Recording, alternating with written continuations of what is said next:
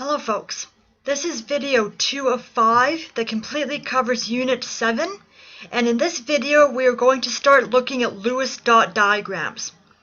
And what Lewis dot diagrams are is that they are a tool that most chemists use in order to draw molecules, primarily with covalent bonds. There are a couple of tenets of the theory that we need to discuss before we start looking at some examples. These tenets are, number 1, the valence electrons are the most important in bonding because they are the most weakly held. Number 2, the electrons are exchanged between the atoms. If the electrons are stolen, then we have ionic bonds being formed. If the electrons are shared, then we have got covalent bonds being formed. Tenet number 3 is that electrons are shared in a way to make the electron configuration of that atom look like a noble gas. This is referred to as the octet rule, and this rule will become more apparent as we begin to work through some examples.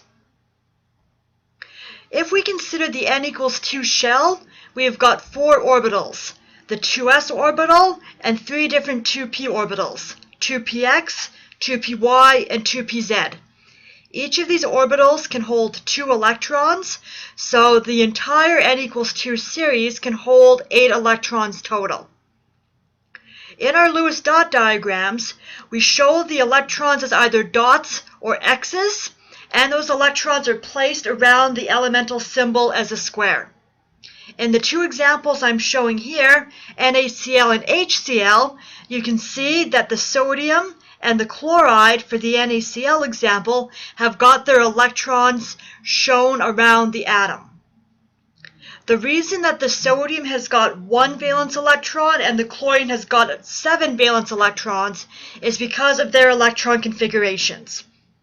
If we look at the periodic table, we can see that sodium has 1 valence electron in the 3s1 shell, and chlorine has got 7 valence electrons, 2 in the 3s2 shell, and 5 in the 3p shell, for a total of 7.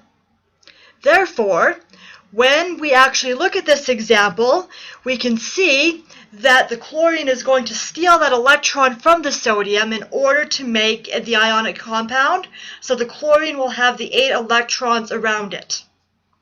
In the case of hydrogen chloride, hydrogen has got 1 valence electron in the 1s shell, and the chlorine again has got the 7 valence electrons.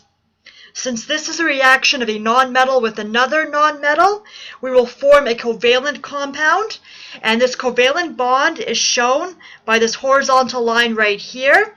We can see that there's a sharing of the electrons between the hydrogen and the chlorine, and this Lewis structure is directly equivalent to this picture right here, and that is indicated by the triple horizontal line, which means directly equal to. In our next example, Mg3N2, also known as magnesium nitride, we've got our 3 magnesium ions, each with 2 valence electrons, and our 2 nitrogen ions, each with 5 valence electrons. For the nitrogen to fill their octets, they're going to steal electrons from the magnesium ions, as shown here, here, here, here, here, and here. The result is going to be an ionic compound where each magnesium has lost 2 of its electrons, making 3 magnesium 2+, and each of the nitrogens has gained 3 electrons, making 2 N3-. You can see here now that the nitrogen has got the full set of 8 electrons around it. This concludes video 2 of 5 for Unit 7.